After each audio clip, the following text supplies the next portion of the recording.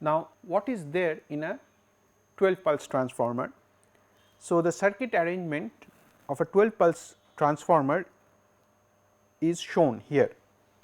You have one secondary, one primary and two secondaries here, one secondary in star and another secondary in delta connection.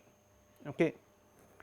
So, the primary and secondary, the star star connection has a turns ratio 1:1, and this star and delta has a turns ratio of 1:√3.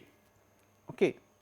Now, in case of a 12 pulse transformer, in this fundamental cycle 0 to 2 pi here, now we get 12 pulses in this fundamental cycle or 12 number of lobes. Here, as you can see, there are 12 lobes here. In a 6 pulse transformer we had 6 lobes, and now in a 12 pulse transformer we have 12 lobes. And why these 12 lobes are happening? Because there are two diode bridge rectifiers now, they are series connected. Okay. So, this is the plus. So, you can, so this is the plus and minus, and this is the plus and minus, and they are series connected. Okay. The diode bridge rectifier outputs. So, now we have a 12 pulse waveform at the output. Now, when we have a 12 pulse rectifier, then of course, the output DC ripple is improved, because you see here that we have now 12 pulses. So, we have this the width of one lobe is 30 degree, this is 360 degree divided by 12. So, if it is 30 degree, then if this is 1, then this value will be cos of 15 degree or cos pi by 12. So, this is what is written here, cos pi by 12, this is 1, this is cos pi by 12, and this is 0.96. So, the output ripple in the output voltage is now only about 4%. Okay. Earlier we had seen that the ripple in the output voltage was about 14%.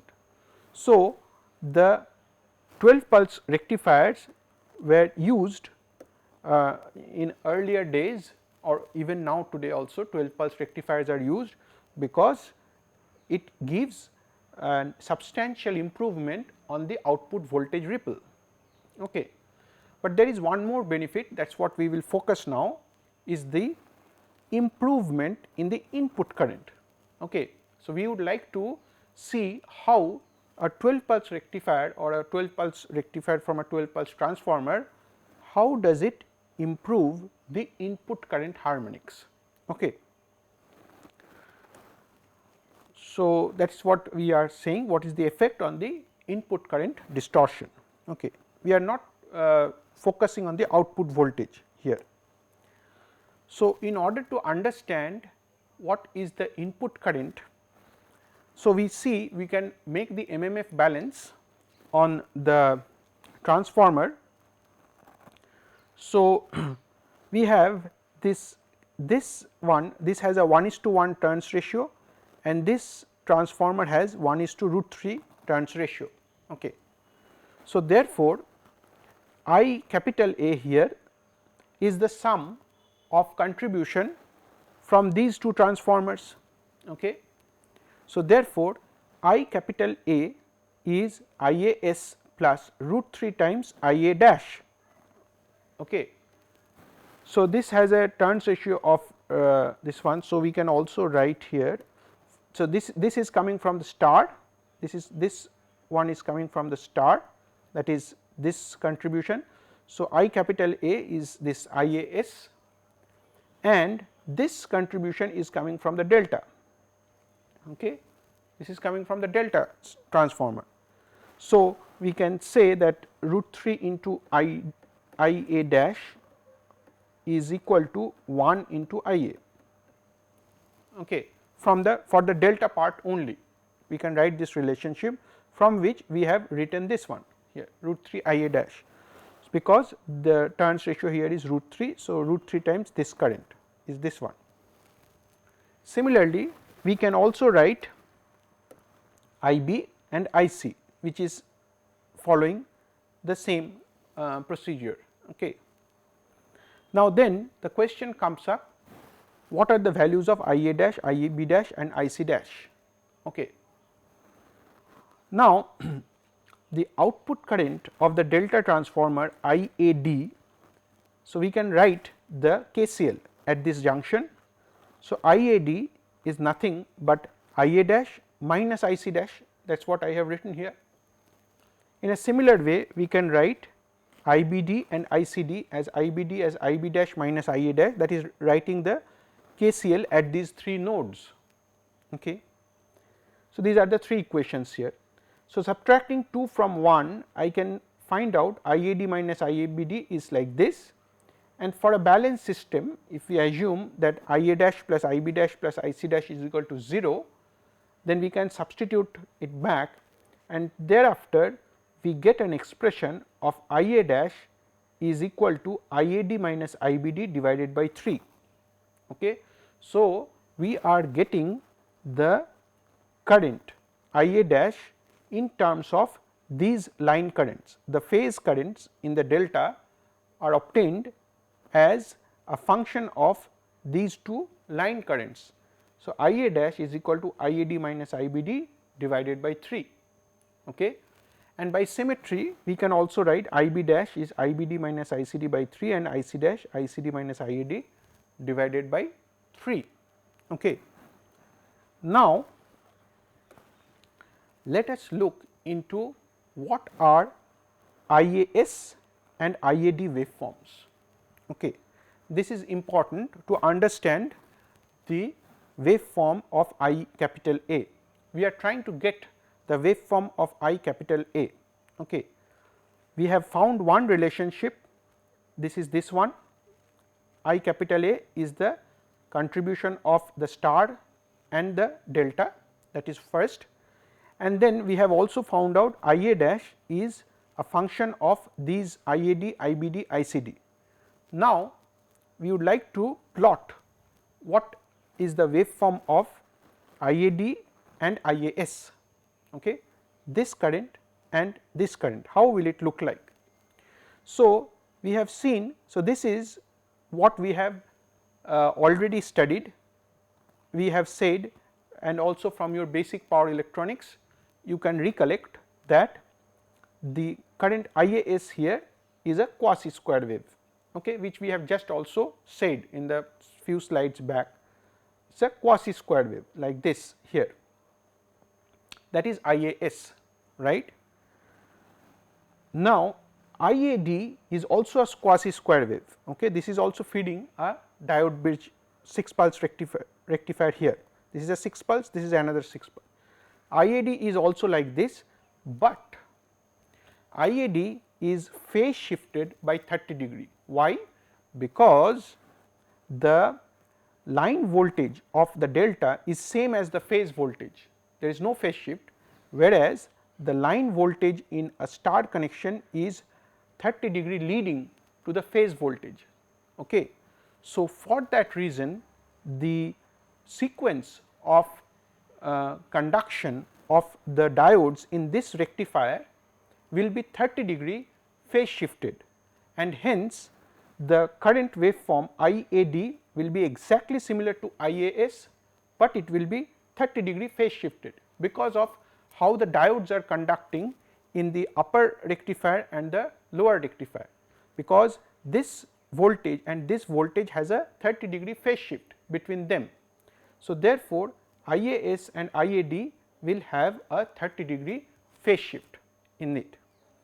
So, if IAD is obtained, I can also draw IBD, because IBD is 120 degree lagging to IAD.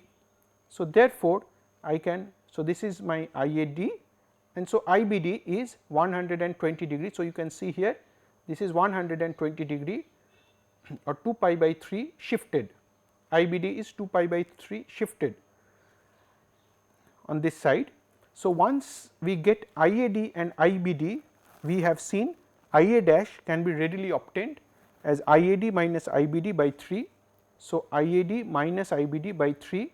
So, we get IA dash here, okay, which is something like this here. Okay. So, this is the phase current in the delta. Okay. So, this is the IA dash here, this is the phase current in the delta. So, we have IAS here and we have IA dash here. So, these two waveforms we have now obtained. Okay. Now, we would like to know what is I capital A, for which we use this relationship here, IAS and IA dash. So, both of them we have obtained. Now, we have to multiply IA dash by root 3 and add it with IAS, right. So, if we do that, if we multiply this waveform by root 3 and add it to this waveform, you can do it yourself and you will find that I capital A has a waveform like this. Okay. You can do this exercise yourself. So, I capital A waveform is something like this. Okay. You can see that I capital A is distinctly different from IAS. Okay. So, if we had only a 6 pulse rectifier with 1:1 transformer, then I capital A with both sides in star, for example, then I capital A and I small a s, these two would have been identical, right. But now, in the presence of this star delta transformer, we see that IAS waveform and I capital A waveform is distinctly different. Okay. I capital A waveform has more number of steps like this with these values here. Okay. So, let us now analyze this waveform and find out what are the harmonics. Note that we have been doing this exercise to find out that whether we will get any improvement in the input current waveform I capital A. Okay. Really, do we really get any improvement? That is what we are trying to find out. So, if we see this waveform and we do a Fourier analysis of this. Okay. So, how can we do the Fourier analysis? We can do it, of course, we can do it by the symmetries and all, but we can also do it slightly intelligent way by splitting this waveform into 3 parts. Okay. So, one part is this one here, okay. The other part is this one and the third part is this one. So, how are we getting this? So, the first part, this one is coming from this part of the waveform. Okay. So, this part of the waveform like this to this part of the waveform. So, this is the first part of the waveform, this part of the waveform is coming here. Okay. So, you can see the magnitude. So, this waveform is a square wave with amplitude of ID by root 3 and minus ID by root 3 here. So, this is the waveform which is coming here. So, this is the first part of the waveform. What is the second part of the waveform? The second part of the waveform is this part of the waveform.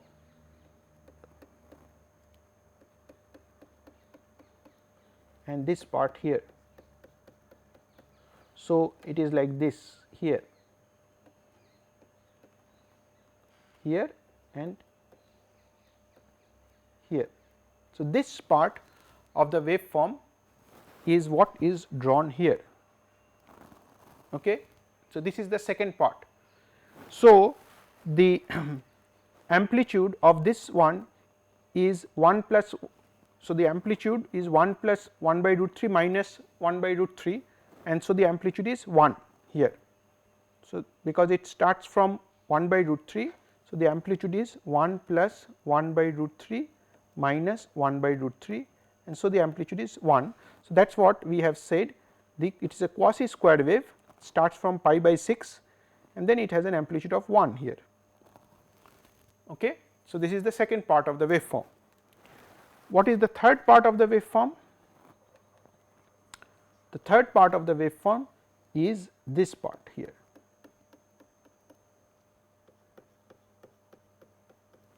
This part of the waveform, which is again drawn here. Okay. This is the third part of the waveform, right. So, we can split the whole waveform into 3 parts, okay. And when we can quickly apply the formula that we had derived a little bit earlier. What we had derived? We had derived that f t is okay, let me go back and check this formula. How did we write that formula?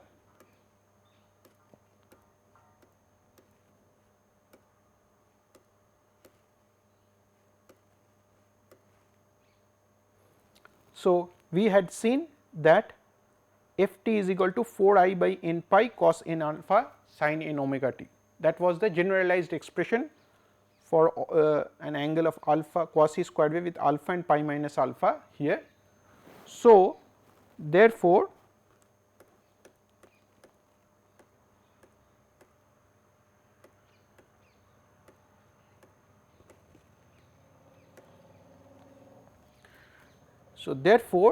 we can write the Fourier series expansion of this waveform and this waveform and this waveform, and then just add it up. Okay. So, this waveform will have, so the first waveform here, so let me rub this off, sorry. So, let me rub this off. So, the first waveform here has alpha equal to 0 degree and its magnitude will be 4 I d by root 3 n pi. So, this is the first expression, okay, alpha is equal to 0 degree, right. For the second one, what we find that the alpha is equal to pi by 6 and its magnitude is 1. So, 4 I d by n pi cos n pi by 6 sin n omega t. So, this is the this is for the second waveform, f to t is for the second waveform here. And what is about the third one? For the third one, alpha is equal to pi by 3. So, cos n pi by alpha, so cos n pi by 3, and the magnitude is 4 I d by root 3 n pi here. So, 4 I d by root 3 n pi cos n pi by 3 sin n omega t, right. So, if we add all these 3 together, then so we get the total f t of the whole waveform. So, f t is f 1 t plus f 2 t plus f 3 t, and so we write the total expression here of f t, okay, 4 I d by n pi and this big expression here. So, if we put now n equal to 1 in this expression, we will get the fundamental component in the input current waveform I capital A. Okay. So, n equal to 1, so we get this is the magnitude of the fundamental. Okay. For n equal to 5, you will see that f t is equal to 0, and that is true also for n equal to 7, f t will be equal to 0 if you put n equal to 5 and 7 in this expression. Okay. And not only 5 and 7, but any 6n plus minus 1 where n is an integer will give the value of f t to be 0. You can put it and check it. So, we see that for any 6n plus minus 1 harmonics, so the input current cannot have any 6n plus minus 1 harmonics. So, n equal to 5, n equal to 7, where n is equal to odd, for so n equal to 17 and 19, and then again n equal to 29 and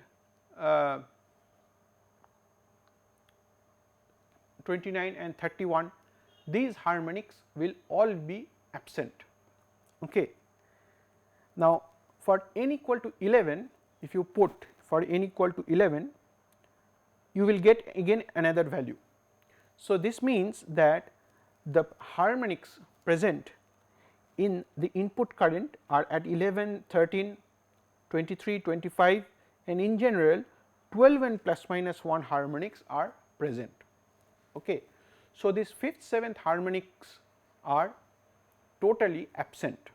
This has a substantial effect on the input current distortion. Okay. As we had said earlier, 5th and 7th harmonics have the maximum impact because they are close to the fundamental. Okay. Now, in this case we see that the 5th and 7th harmonics are gone, right. Also the third order harmonics are also gone. So, third n equal to 3, if you put n equal to 3, that will also come out to be 0. So, therefore, n equal to 3, 5, 7, 9, all these 4 harmonics are gone in the input current waveform and the first harmonic that comes is at n equal to 11. Okay. And then n equal to 11 and 13 and then it goes to n equal to 23 and 25 like that, 35 and 37, 47 and 49 like that. So, in general 12 n plus minus 1 harmonics are present in the input current. So, this substantially improves the input current waveform profile. Okay. Now, note that this harmonic cancellation in the input current is occurring because of the cancellation of the corresponding harmonic flux in the transformer core. Both the star and the delta windings are carrying the harmonic currents, okay, on the secondary side of the transformer. What happens is actually the cancellation of the harmonic fluxes in the core of the transformer.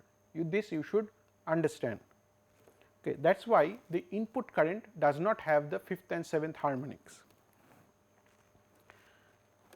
Okay.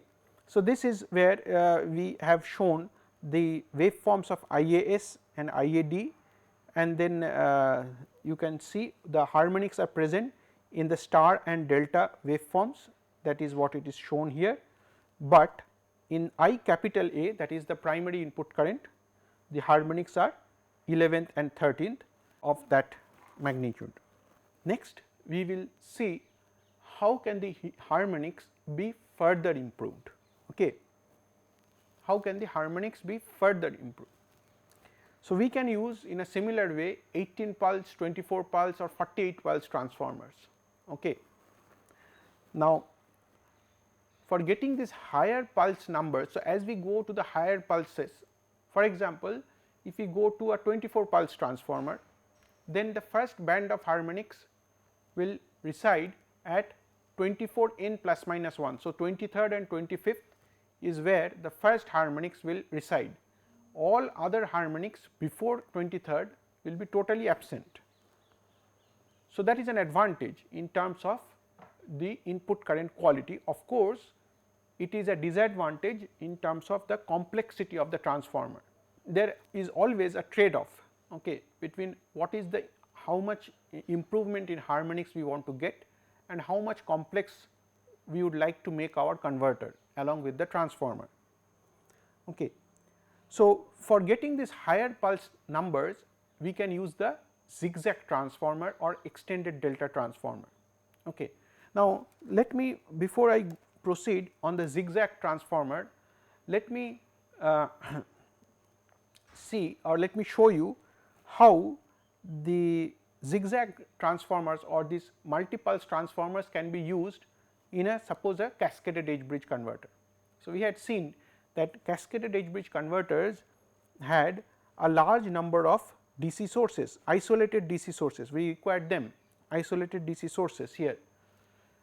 Now, these DC sources can be are of course fed from a diode 3-phase diode bridge rectifiers like this here. So, suppose we are showing here the 5 cell version of the cascaded edge bridge. So, if we have 5 cells here, all these 5 cells have an input rectifier, a DC bus, and then we have H bridges here, and they are connected on the AC side here. Now, what happens at the input side? At the input side, we can use a multi-pulse transformer. Okay. We can use a multi-pulse transformer. So, if we use such a multi-pulse transformer, then we can on the input side of this, the current drawn from the input side, that is this current here, this current will be highly sinusoidal waveform. Okay. So, this is for example, like this is 5 cells are there. So, the input current will be well below the standards IEEE or IEC standards, harmonic distortion standards, THD will be way below. So, the in this cascaded edge bridge converter, we had said that we require isolated DC sources. That was a disadvantage. We require isolated DC sources. So, we need a transformer with several secondaries, that was a disadvantage.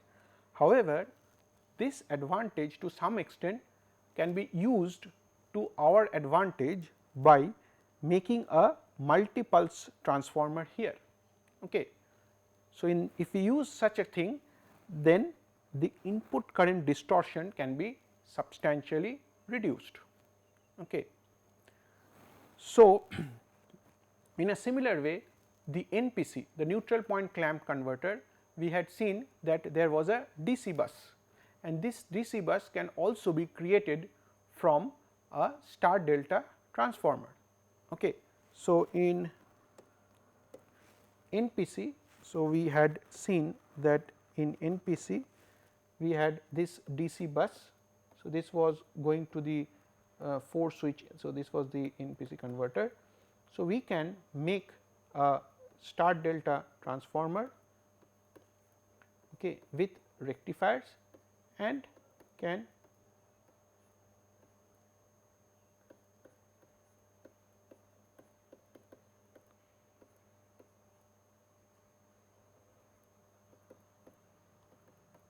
make a connection like this, such that the input current, this current here, has substantially lower harmonics.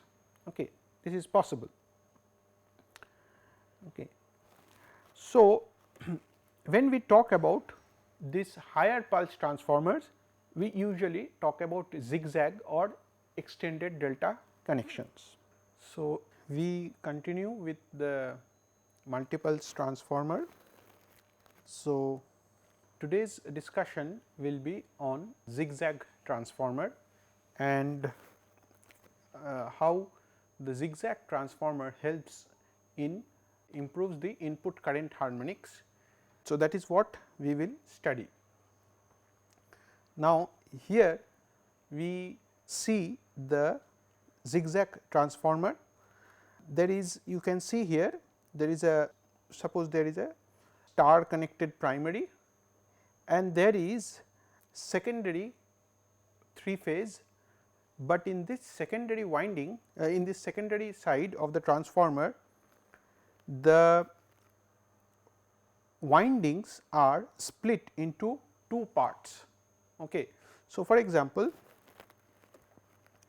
you can see here that this is the R phase winding and the R phase winding is split into 2 parts, and we can say that their turns ratio are K1 and K2. If this number of turns here is 1, we can say that this turns ratio is K1 and this is a K2, okay, of the R phase. So, we have now physically split the R phase winding into 2 parts having turns equal to K1 and K2. Similarly, we have also split the B phase and C phase into 2 parts having K1 and K2. We can do this always because these windings are on a core, okay, and we can have 2 windings like having K1 turns and K2 turns on the same limb. So, they are basically linking the same flux. So, we can draw then the diagram like this. Okay. So, in order to make a zigzag transformer, we subsequently interconnect these windings, but slightly in a different fashion. Okay. How do we connect it? See here, we first say take this winding K 1, this winding here K 1 and put it here like this K 1. Similarly, we take this winding and we draw it like here, what I have drawn here, and we take this winding, the blue one, and draw it here, and then we connect the one side of the winding to form the star point here. Okay. So, we have taken this winding, this winding, so this winding and this winding, and we have formed this one and this one. Okay. Now, we take, for example, this winding of the C phase. We take this winding here and put it here, okay, and we connect them together. So, we have connected them together here. Okay. So, this here, this is having K 2, this comes here and is connected to the K 1 windings, K 1 turns of the A phase winding, and K 2 of the C phase winding is connected. Similarly, you can take this winding and we can connect it here like this, and we can take the B phase, this K 2 winding, and can put it here, right. So, once we do this, what happens? What we see then is that the voltage produced. So, if we take the voltage from this point here and here and here, okay, if we extract the voltage from these points, then what happens? There is a particular phase shift between the input side voltage and the output voltage. For example, this is O point and this is also O point, O small a and O capital A here. Okay. Suppose in the primary side we have a O small a, this is the primary voltage, and O capital A, this is the secondary voltage. Okay. Once we have already interconnected. So, this O capital A, this voltage will have a phase shift between them. Suppose we make O small a, this magnitude is equal to O capital A, right. Suppose we make the voltages equal, but then we see that there is a phase shift between the voltages of O small a and O capital A. Okay. And this is what the zigzag transformer does. And how much is this phase shift? This phase shift here is denoted by theta here. Okay. This is the phase shift, and you can immediately recognize that this phase shift is dependent on the values of K 1 and K 2, right. So, by changing the values of K 1 and K 2, the angle theta here. So, this is a triangle here with having K 1 and K 2, and I can assume, for example, that this length is 1, okay, where this length is also can be 1 or can be anything else also, so, depending on the turns ratio we want or the voltage ratio we want from the primary to the secondary side. So, therefore, this angle theta can be changed by changing the values of K 1 and K 2. Okay. So, what does that mean? If we split, so how did K1 and K2 originate? Because we had split the winding into K1 and K2 parts. Okay. So, therefore, by changing the ratio of K1 and K2, I can change the value of theta here. Okay. So, this makes an advantage, or this creates an advantage, that this theta value is kind of like adjustable depending on the values of K1 and K2 chosen, right. So, this is a zigzag transformer. Okay. So, this is the star side and this is the zigzag transformer connection and the corresponding phasor diagram here. Okay. So, the amount of phase shift on the output of the zigzag transformer can be controlled or can be adjusted by changing the values of K1 and K2. Okay. So, this is what is also shown here mathematically. So, you can see here we have seen this diagram. We have seen this diagram. So, this is O, A, B, C. So, you can find out the mathematical relation between K1, K2 and VA. For example, this is the output phase voltage of the zigzag transformer. So, then you can see K1 by sin pi by 3. So, this is the triangle, this angle is theta, this angle is 2 pi by 3 or 120 degrees, and then this is 60 degree minus theta. Okay. And these sides are K1, K2, and this side suppose we define as VA. Okay.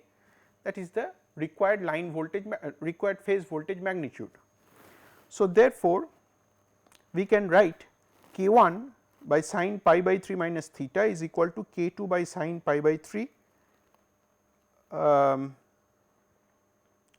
which is equal to, no, there is a small mistake here. So, we should write it K1 by sin pi by 3 minus theta is equal to K2 by sin theta. So, this is not pi by 3, this is K2 by sin theta. Okay. So, there is a mistake here. So, K2 by sin theta, which is equal to VA by sin 2 pi by 3. Okay. So, now we can find out what is the required K1 and K2 here in terms of VA. And so, suppose we can have, suppose we want a zigzag transformer with theta equal to 15 degree. Okay.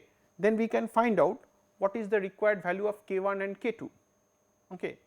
If we want a theta equal to 7.5 degree, then we can accordingly choose K1, K2. Okay. So, we will split the phase winding into two parts. Okay. This is the K1 and K2 parts. So, how do we actually do it in a transformer? It is very simple actually. So, here you can see that is the R phase winding. The total number of turns is K1 plus K2, which we have split into two parts, K1 and K2. Okay. And then we are now interconnecting. So, we have done this K1 and K2 for R phase, for B phase, and for the three phases here, A, B, C phases.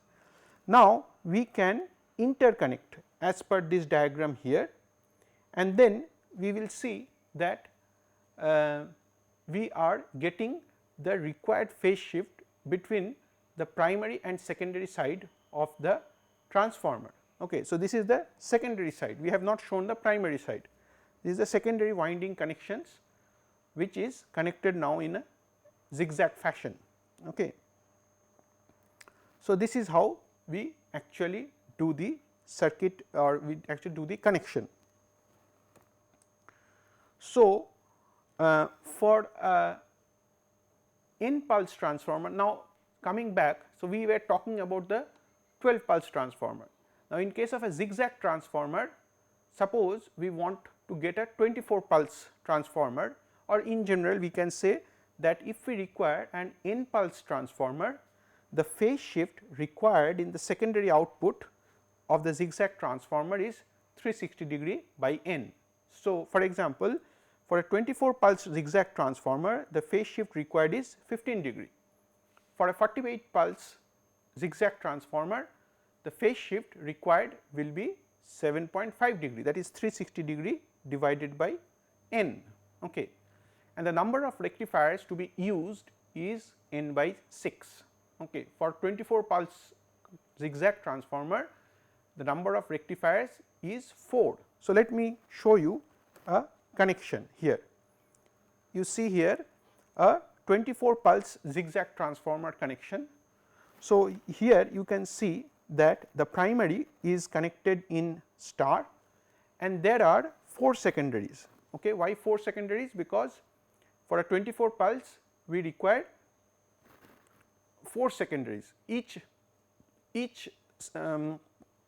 rectifier gives 6 pulse. So, that with these 4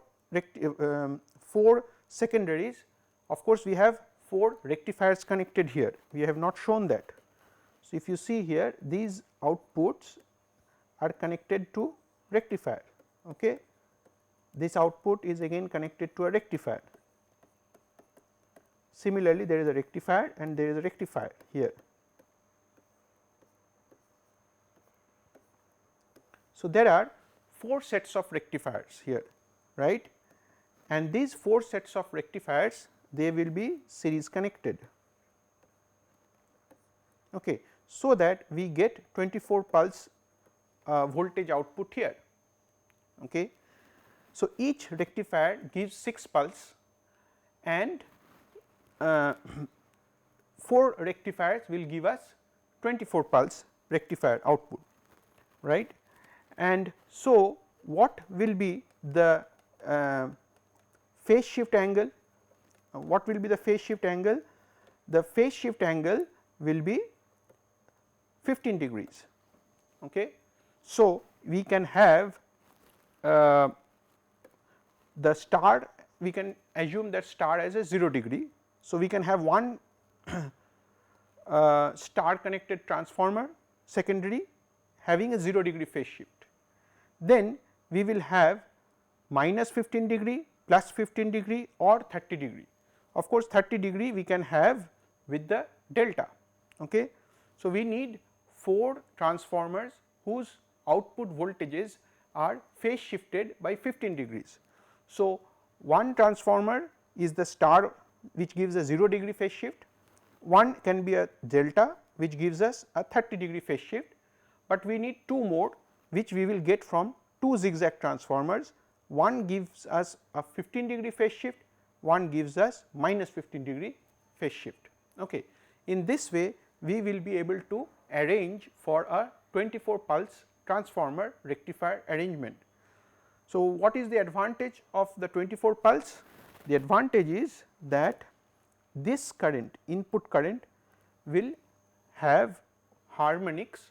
The first harmonic will come at 23rd harmonic, 23rd, 25th, 47th, 49th, like that.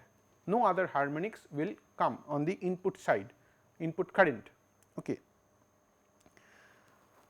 Another way of, so there may be multiple ways of generating the 24 pulse. So, you can have the primary connected at 0 degree, you can also have the 4 zigzag transformers on the secondary instead of 2 zigzag as I have shown here. So, if you have 4 zigzag transformers on the secondary, you can have 22.5, sorry 22.5, 7.5, minus 7.5 and minus 22.5 degree angles. Note that the difference is 15 degree between these outputs. Okay. But this arrangement is more symmetric as compared to this. Okay. This is more symmetric. So, it actually the stress on the transformer for a more symmetric arrangement is less.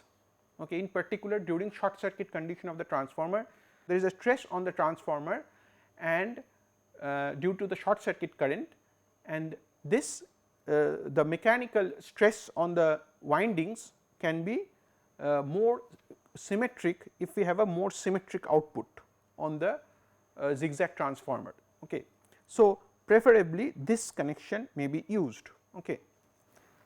So, in a similar way we can also have a 30 pulse zigzag transformer.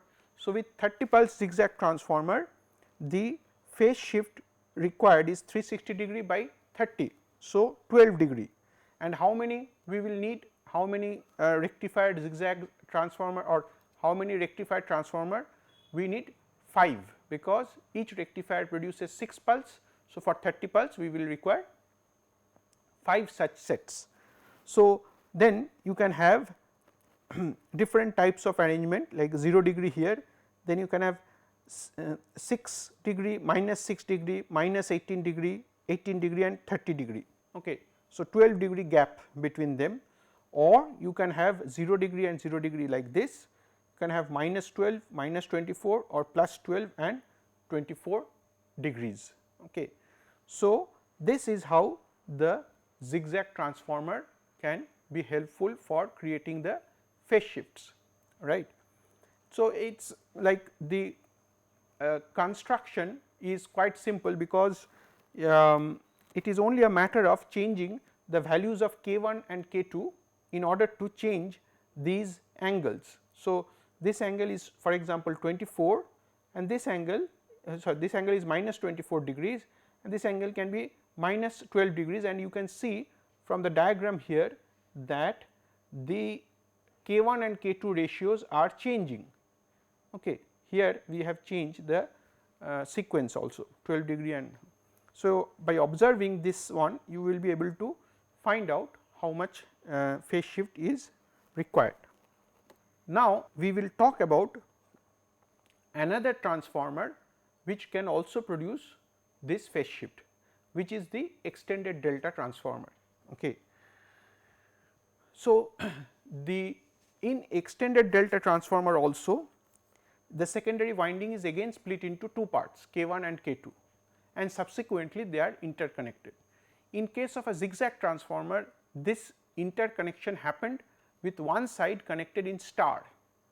In an extended delta, this other possibility comes up, and you can see here this is the secondary winding.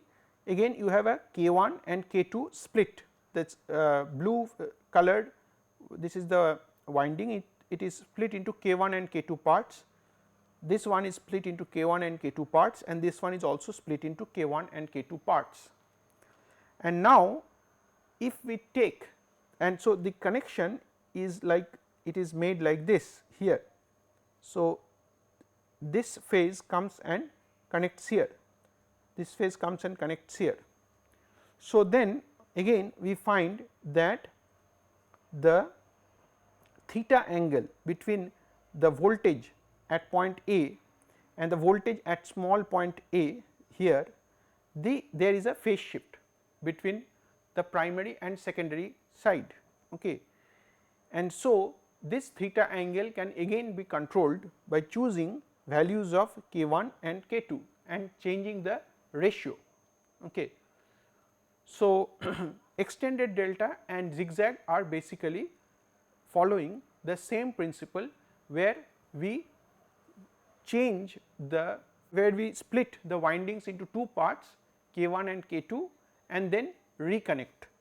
Okay. So, you can find out similarly what is the values of k1 and k2, as you can see here. Again we can follow the sine formula and can find out what are the values of k1 and k2 required to produce the desirable phase shift. Okay. So, let us now see how this extended delta can be used in a CHB. Okay. You can see here in this 5 cell CHB we have 5 rectifiers here, 5 rectifiers, and these are supplied from the secondaries of this extended delta connected transformer. Okay. The primary may be in delta, may be in star. Okay. One advantage of having an extended delta is that if there is any unbalance, that unbalanced current can flow inside the delta. Okay. The third harmonic or triplet the 0 sequence current can flow inside the delta winding, but here you can see there are 5 windings 0 degree, minus 12 degree, minus 24, 12 and 24. Okay. So, this is one of the possibilities of making the connection of a cascaded edge bridge. So far we had not talked about the input side, now we are talking about what can be a possibility on the input side. The advantage of this is that the input current waveform which we will draw from here, this waveform will be having very less magnitude of harmonics. Okay. So, this is the extended delta connection.